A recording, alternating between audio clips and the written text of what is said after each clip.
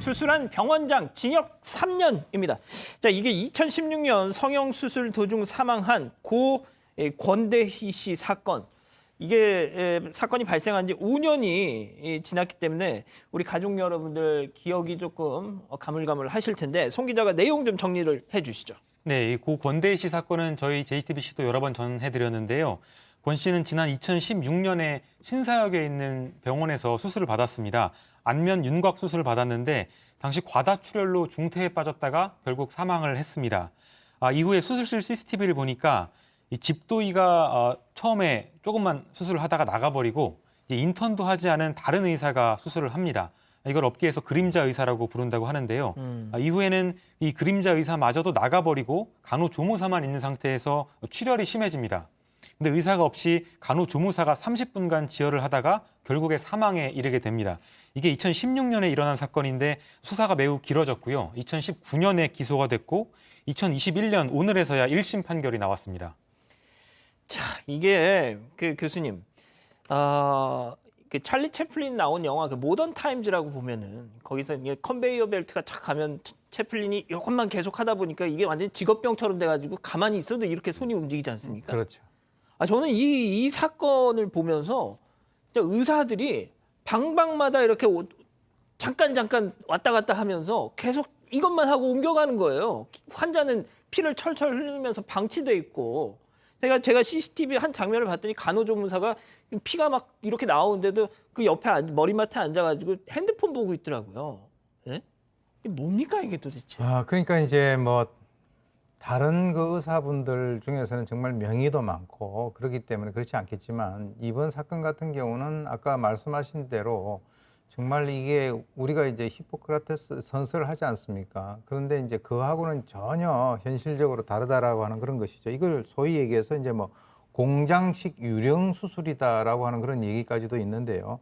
실제로 이제 영상을 통해 보게 된다면 이제 이 장 씨 같은 경우가 수술 3개를 동시에 했다는 거죠. 그래가지고 그 중에서도 이제 신입 의사에게는 네가 대리로 그냥 해라 이렇게 됐고요. 그리고 이제 이 집도의하고 마취과 의사하고 이 그림자 의사 이 사람들이 아까 말씀하신 대로 이제 돌아다니면서 계속 수술 갔다가 이제 컨베이어 벨트식 같이 했는데 실제로 이제 CCTV 속에 이 수술실 실태 같은 걸 보게 되면 이 실제로 거기 있어야 되는 그 책임을 져야 되는 집도 의사 같은 경우 어떤 이유인지는 모르겠으나 오랜 시간 동안 이제 수술실을 비웠고 아까 말씀하신 대로 간호조무사가 지혈을 하는데 눈 화장도 하고 지금 핸드폰 하고 있습니다. 네, 핸드폰 보고 그리고 이제 이런 것들을 갖다가 이제 보게 된다면 이 간호조무사가 수술 중에 바닥에 떨어져 있는 뭐 피도 대걸레로 닦고 그러니까 이 의사와 의료진을 믿고 자기 목숨을 거기다 맡긴 그 환자나 환자의 가족 같은 경우는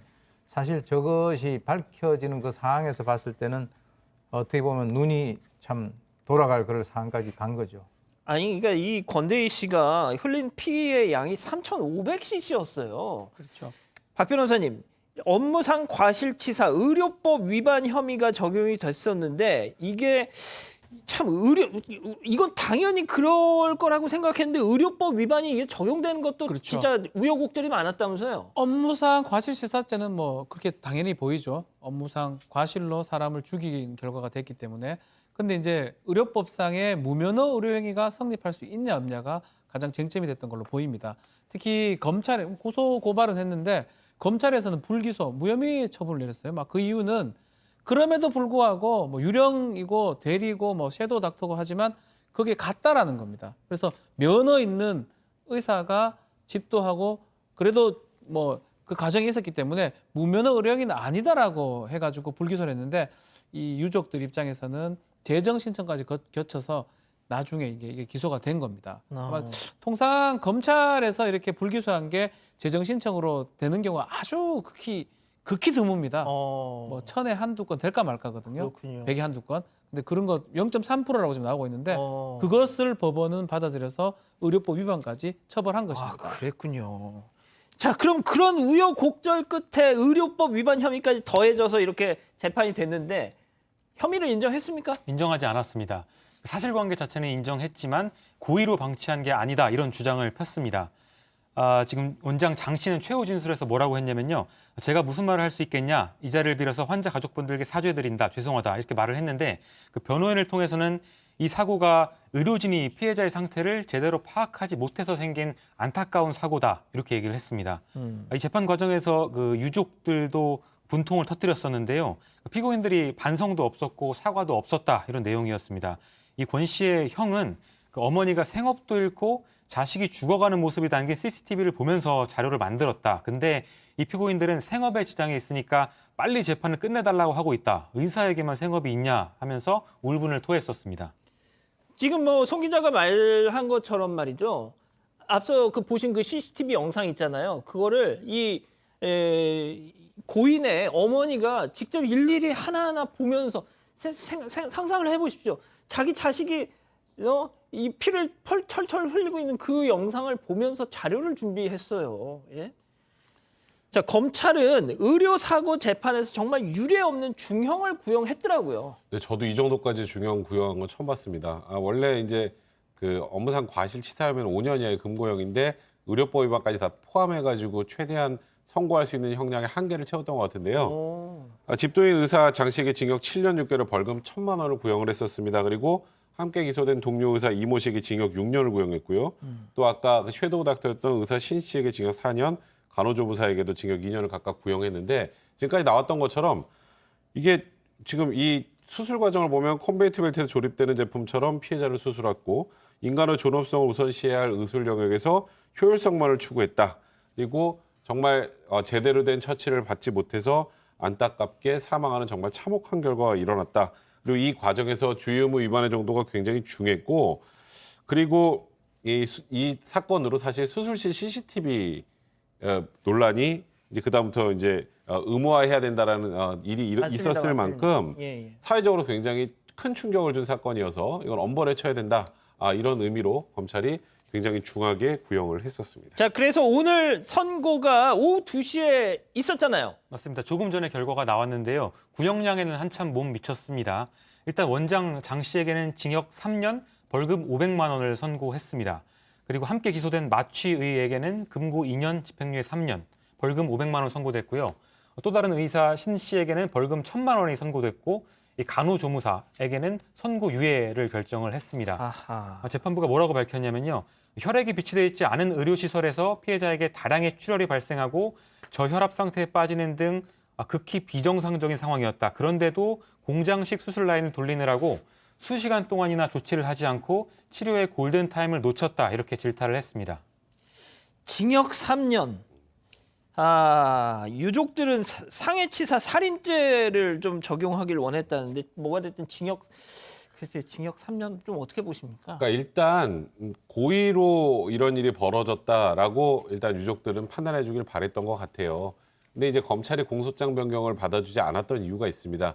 그러니까 상해치사나 살인죄가 되려면 의사의 수술 행위가 고의로 누군가를 다치게 하는 행위가 되면 이제 상해죄가 되는데 사실 일부러 사람이 뭐 죽거나 다치게 하려고 할 의도가 있다라고 보기에는 좀 어렵죠. 그러니까 아무리 법리 구성을 하더라도 그건 좀 쉽지 않았던 것 같고 그러다 보니까 공소장 변경을 하지 않았고요. 뭐 아까 말씀드렸던 것처럼 검찰이 굉장히 중하게 구형을 하긴 했습니다만 실질적으로 피해자가 사망한 사건에서도 의료과실이 있는 경우 실형이 선고되는 경우도 그렇게 흔치는 않습니다. 그런 면에서는 징역 3년 물론 피해자의 유족들 입장에서 본다면 너무나 턱없이 낮은 형량일지 모르겠습니다만 예. 지금 우리 이 법원의 판단의 예로 비춰본다면 징역 3년이 그렇게 낮은 형은 아니다 이렇게 설명을 드려야 될 것 같네요. 자, 박 변호사님. 지금 우리 가족 여러분들이 자, 징역 3년 오케이. 뭐 성에는 안 차지만 오케이. 자, 그러면 가장 궁금한 거 의사 면허 이거 어떻게 되느냐?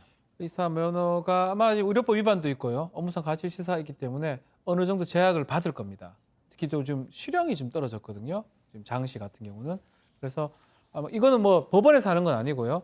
뭐 보건복지부나 이렇게 행정 처분을 따로 내립니다. 예. 그래서 의사 면허에 대한 어떤 불이익은 분명히 있을 거고요.